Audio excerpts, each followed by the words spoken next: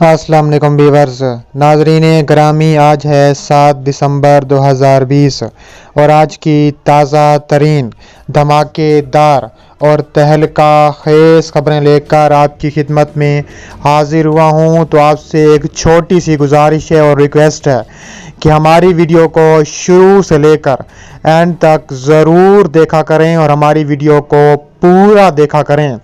Video کی تفصیلات میں جانے سے قبل آپ سے گزارش ہے کہ اگر آپ پاکستان سے اور مسلم دنیا سے محبت کرتے ہیں تو ہماری ویڈیو کو ایک لائک ضرور دیں اور ہمارے چینل کو سبسکرائب کر کے بیل آئکن پر ضرور کلک کر دیں۔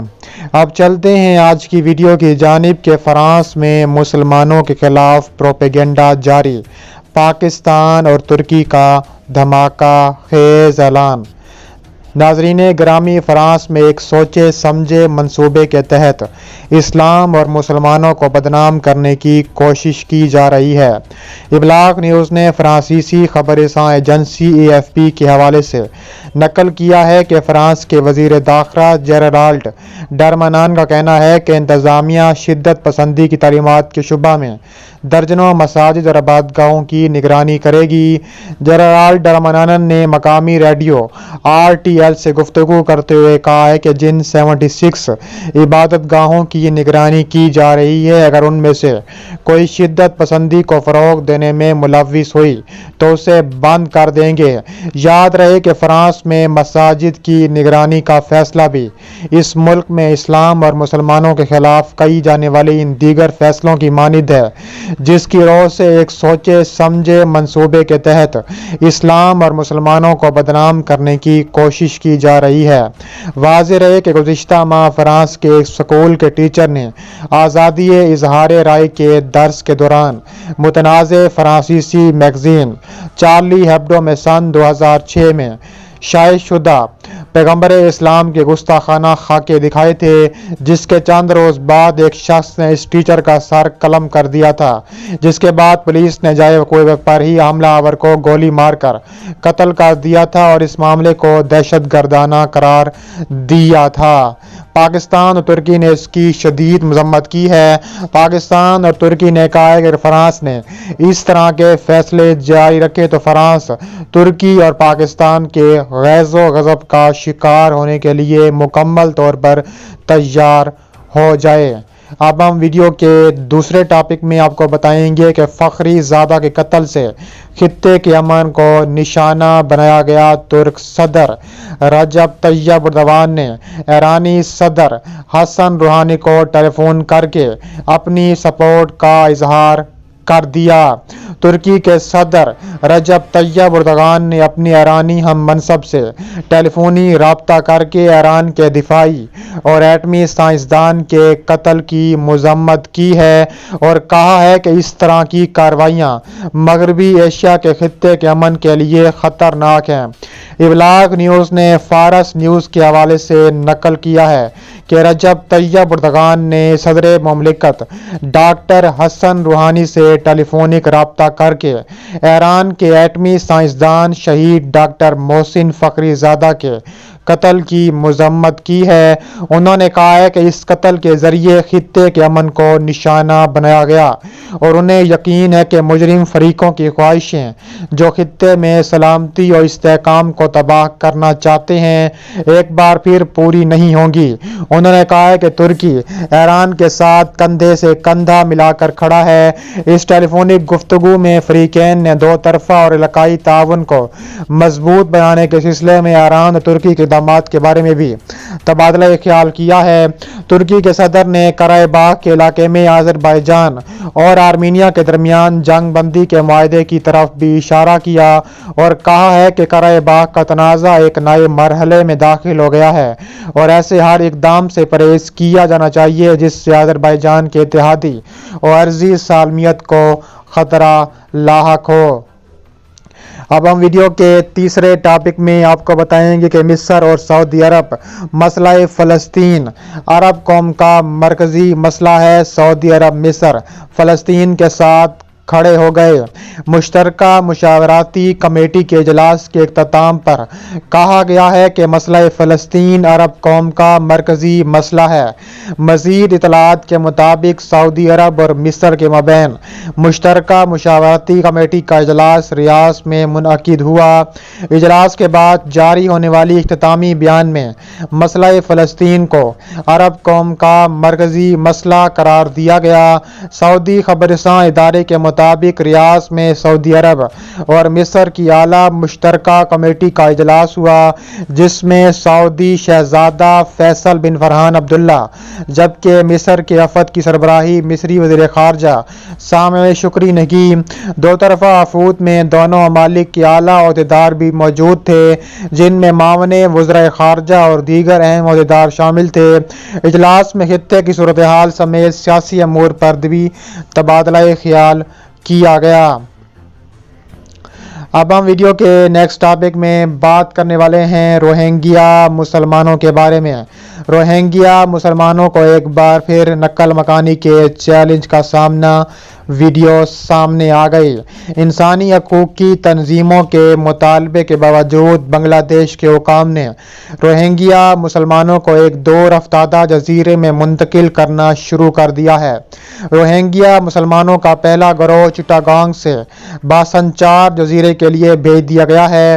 بنگلہ دیشی حکام کا دعویٰ ہے کہ وہ ان پناہ گزینوں کو مذکورہ جزیرے کی جانب منتقل کر رہے ہیں، جنہوں نے رضاکارانہ طور پر اپنی آمادگی ظاہر کرنے کا فیصلہ کیا ہے۔ اب ہم ویڈیو کے نیکسٹ ٹاپک میں بات کرنے والے ہیں کہ اگر ایران ایٹمی معاہدے پر عمل درآمد کرتا ہے تو تہران سے پابندیاں ختم کر دیں گے۔ جو بائیڈن کا دھماکہ خیز اعلان۔ امریکہ کے منتخب صدر جو بائیڈن نے ایک بار پھر جامع ایٹمی معاہدے کے حوالے سے ملکی پالیسی میں تبدیلی کے عزم کا ظاہر کیا ہے، تاہم اسے انتہائی دشوار کام بھی قرار دیا گیا ہے۔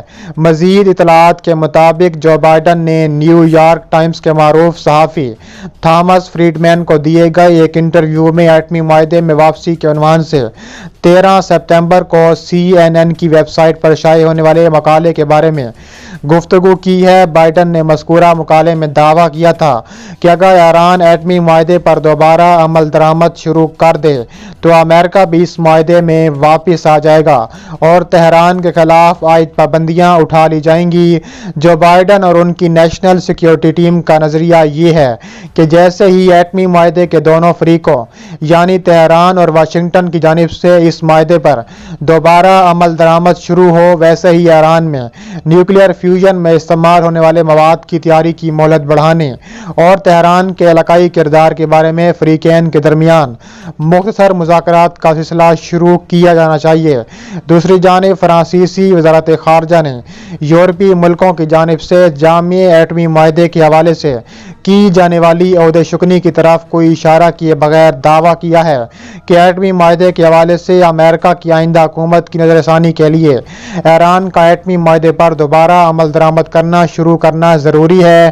العربیہ ٹیلی ویژن سے انٹرویو میں فرانسیسی وزارت خارجہ کے ایک عہدیدار نے ایٹمی معاہدے سے امریکہ کی غیر قانونی علیحدگی اور یورپ کی عہدہ شکنی کا ذکر کیے بغیر کہا ہے کہ جامع ایٹمی معاہدے کا دائرہ وسیع کرنے اور اس میں نئے شقوں کے اضافے کی ضرورت ہے۔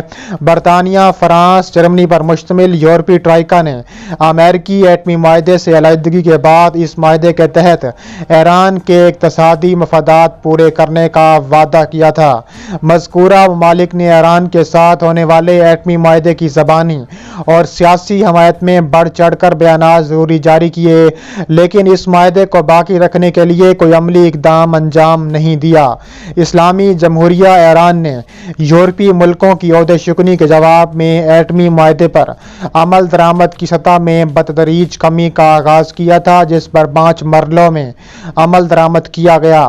ایٹمی معاہدے کے شق نمبر 26 اور 36 کے تحت ایران کو اس بات کا حق حاصل ہے کہ وہ فریق مقابل کی جانب سے معاہدے کی خلاف ورزی یا عہدہ شکنی کی صورت میں اس معاہدے پر مکمل یا جزوی طور پر عمل درآمد روک سکتا ہے۔ ایران واضح طور پر اعلان کر چکا ہے کہ پابندیوں کے خاتمے اور ایٹمی معاہدے میں مندرجہ مفادات پورے ہونے کی صورت میں تہران ایٹمی معاہدے پر دوبارہ अमल दरामद शुरू करने का इरादा रखता है। अब हम वीडियो के नेक्स्ट टॉपिक में बात करने वाले हैं कि चीन ने सुपर ह्यूमन फौज तैयार कर ली, अमेरिका की नींदें हराम हो गईं। तफसीलात के मुताबिक चीन अमेरिका के रास्ते साफ करते हुए दुनिया का मास्टर नंबर 1 बनना चाहता है। इस वक्त वाशिंगटन के लिए दुश्मन नंबर 1 और सिर्फ चीन है। ये अल्फाज director of national intelligence jeans John रेजलफ के हैं, जो ट्रंप की इंतजामिया को चीन के खिलाफ उकसाने पर तुला हुआ है। अवामी जमहूरिया चीन आज और इस वक्त अमेरिका के लिए असल खतरा बन चुके हैं कि जंग अजीम दोइम के बाद से अब तक अमेरिका का तेज दुश्मन और कोई पैदा नहीं हो सका। नेशनल इंटेलिजेंस चीफ ने जोर देते हुए कहा है कि हमारी नस्लों का असल चैलेंज चीन को दुनिया पर गलबा पाने से रोकना और उसकी कुव्वत में कमी लाना है, वगरना वो अमेरिका को तबाह करने में कोई कसर नहीं छोड़ेगा। चीफ ने अपने बयान में कहा है कि चीन ने हालिया दिनों में अपनी पॉलिसी के मुताबिक दुनिया को मजबूत माशियत, बेहतरीन मिलिट्री और जदीद टेक्नोलॉजी के मैदान में मात दी है। इंटेलिजेंस चीफ ने साबिक IAEA डायरेक्टर क्रिस रे और अटॉर्नी जनरल बिल बुर की रवां बरस के आगाज में दिए गए बयान की तस्दीक की है कि चीन ने इंटेलेक्चुअल प्रॉपर्टी चुराई है और माशियत के मैदान में भी अमेरिका को बहुत पीछे छोड़ दिया है।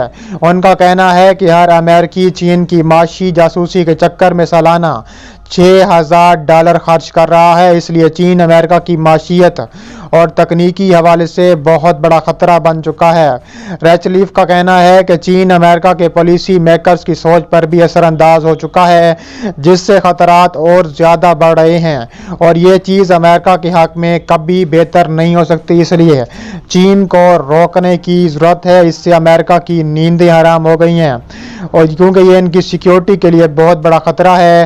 बीजिंग के दावे के मुताबिक उसने अपनी पीपल्स लिबरेशन आर्मी के जानों में बायोलॉजिकली कुव्वत बढ़ाते हुए सुपर फौजी जवान तैयार करना शुरू कर दिए हैं, जिसके मुताबिक बीजिंग को ताकत हासिल करने की राह में कोई इखलाकी रुकावट नहीं है। चीन के सदर शी जिनपिंग चीन दुनिया की मजबूत और बेहतरीन मिलिट्री पावर बनाना चाह रहे हैं और इस मुहिम में कामयाबी हासिल करने के लिए अमेरिकी मिलिट्री टेक्नोलॉजी भी चुराई जा रही है, जिससे अमेरिका की चीखें आसमानों तक पहुंचने लगी हैं। और अब हम वीडियो के आखिरी टॉपिक में बात करने वाले हैं कि तुर्की ने अपने home made air to air missile का तजर्बा कर लिया।